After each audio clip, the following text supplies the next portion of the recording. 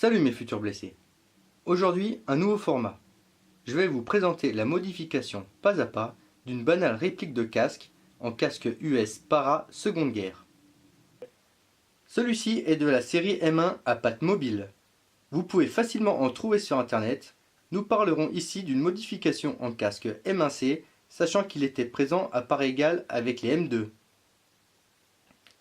Nous avons besoin d'un casque de la série M1, d'une mentonnière en cuir, de sanglons en A inversé, des deux parties de la jugulaire, de rivets semi-tubulaires,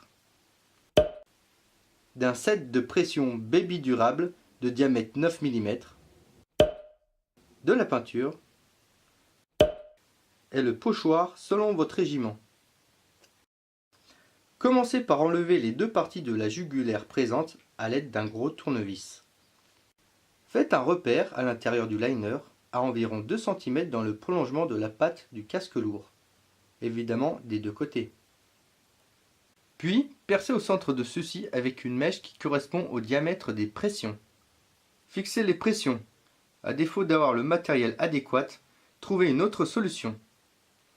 Ces pressions servent à fixer la jugulaire au liner. Percez les deux rivets comme indiqué de chaque côté du liner.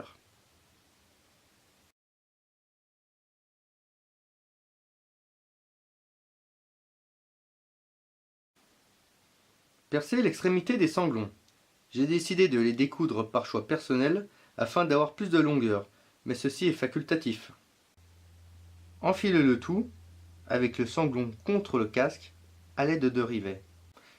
Une fois les 4 rivets fixés, votre liner est terminé. Passons désormais au casque lourd. Munissez-vous d'une cale à poncer, puis commencez à faire l'extérieur. Le ponçage servira à enlever les défauts de la peinture précédente, tout en améliorant l'adhérence de la prochaine. Si vous le désirez, faites aussi l'intérieur.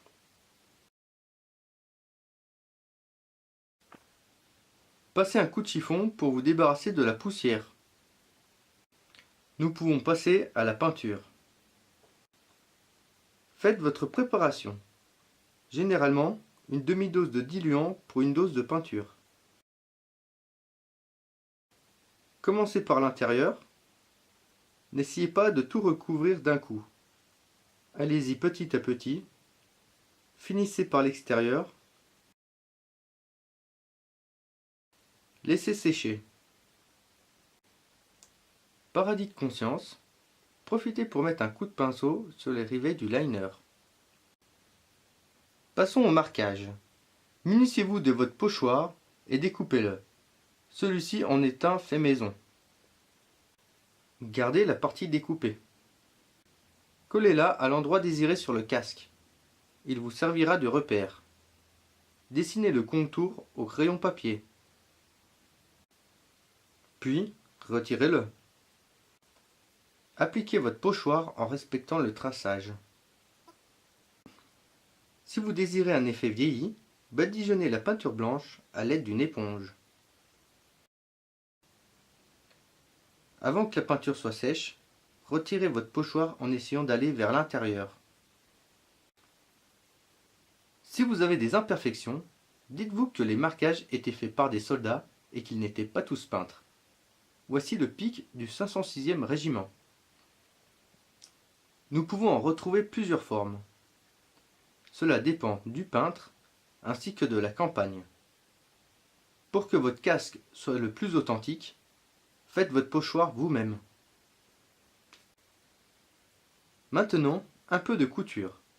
Fixez votre jugulaire à la pression, puis faites-la passer dans la pâte comme indiqué à l'image.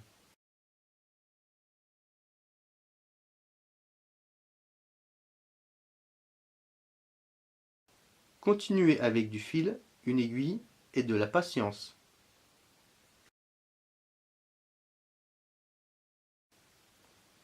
Pour finir, graissez les parties en cuir pour les entretenir et ainsi les assouplir. La modification de votre casque est désormais achevée.